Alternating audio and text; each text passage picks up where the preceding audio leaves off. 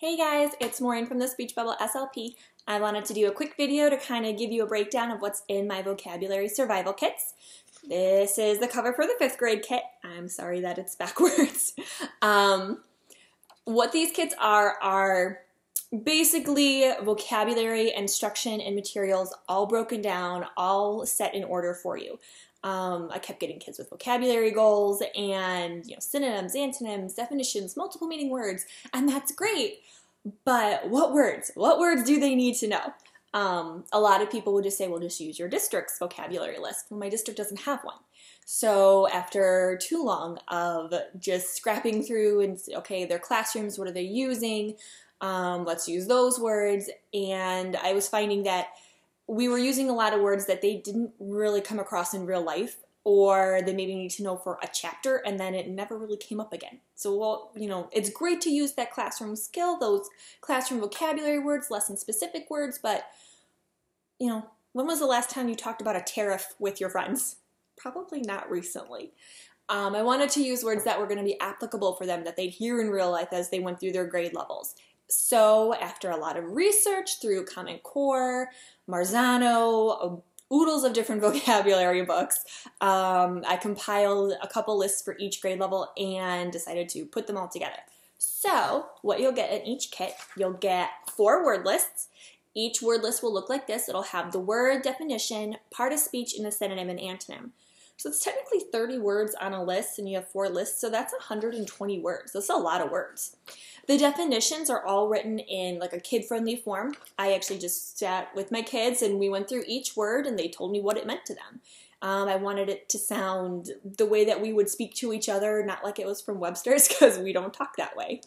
You'll also notice there are 2 boxes in each area. That is for you to keep track of their growth, their start and their finish. So at the beginning, you can go through, print out one, put each student's name on it, keep it in your folder, and go through and kind of do a little check with each kid. Do they know the word, part of speech? Do they, kind of where they are with it when you start? And then once they're done, revisit it. See how much they've grown. What can they tell you? So you'll come with each word list. There are also, if you don't want to go through all that, pre-test and a post-test. So pre-test, post-test. I just told my kids, write down anything, what they think it meant. A lot of them were like, well, I don't know. So they left it blank, and I was just like, just write down a word, fill something in there. Because I would go through and afterwards just kind of put a little plus minus, keep track of it myself. And, I wanted them to know it's okay that they don't know it. I didn't expect them to know a lot of those words. So another way for you to track data with the pre-test and the post-test. The main component of this are what I like to call word maps. It's kind of like a word organizer. So what it is they write the word and the meaning. They can use the meaning that you give them right off the word list, or if they think about it another way that fits along with it, let them write it down. It's however their brain is going to stick with it. The key thing is to make sure you can kind of get past the rule of primacy, which is the first way you think about it, the first way you talk about it is the way you're going to remember it, and it's really hard to get out of that. So kind of like if you meet somebody and their name is Karen and you call them Carol, and then you keep calling them Carol until eventually you get used to calling them Karen. Well, it's because that was that moment that you established that their name was incorrect, so to speak. So it's important that the first time they hear it, what the meaning is, you're reading it off the list. And then if they explain it to you a different way, really jump in and make sure, to tweak it a little bit so it's correct. But if they can reword it, think about a different way, as long as it's correct, it's fine. They can put it in the meaning section. Then they can highlight the part of speech. I like to use highlighters because kids just like to use highlighters. It's fun and different and a little more fun than a pencil. Synonyms and antonyms, you can use the ones right off the word list, or if they can think of another one, awesome, let them put it down.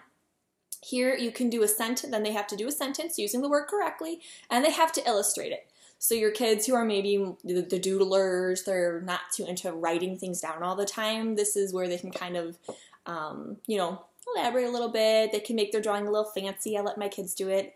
I was big into letting them use crayons with it as well. Putting that pop of color in really helps it stick in their mind for some reason. So let them go wild. After I had gone through all the words on the word list, so they had 10 word maps, we would review them at the start of each session, and then we would learn some more. And after we were all done, then they have, there are 2 stories for each word list. They are fill-in-the-blank stories. They have a word bank up top. And as they read the story, they need to figure out which word fits in the blank. Obviously, since there's 2, not all words will be used on 1 page. So they have to kind of think about what they didn't use, what the words mean. We went over them before they would go and do the stories. I would read them out loud and we would go through it together. So you have 2 stories, so for some practical use.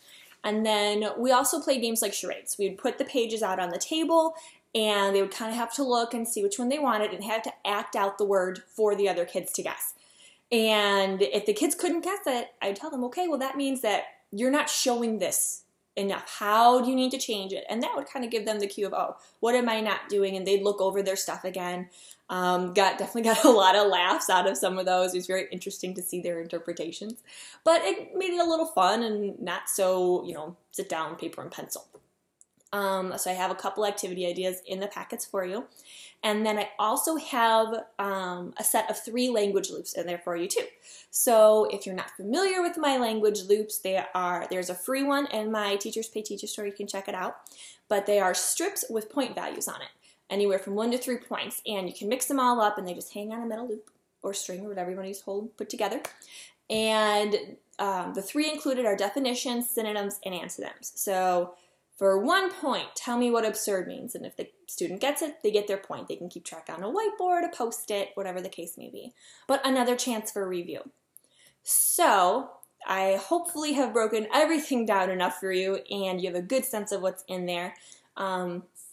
Again, there are 4 word lists and handouts that go with each one. So each one will have a word list. You'll have the pre-test and the post-test. And then 2 stories, 2 fill-in-the-blank stories to go with it. So you'll get 4 sets of these. And then you'll have 1 copy of a word map, and you can just keep making copies and copies and copies, as many as you need. And then, of course, you'll get the set of 3 language loops to go into your little kit there and use those for review, for games, however you want to use it. So I hope I've given you a good walkthrough. If you have questions, please email me at thespeechbubbleslp@gmail.com. More than happy to answer any questions you may have. But until then, thanks so much for stopping by, and I'll talk to you later.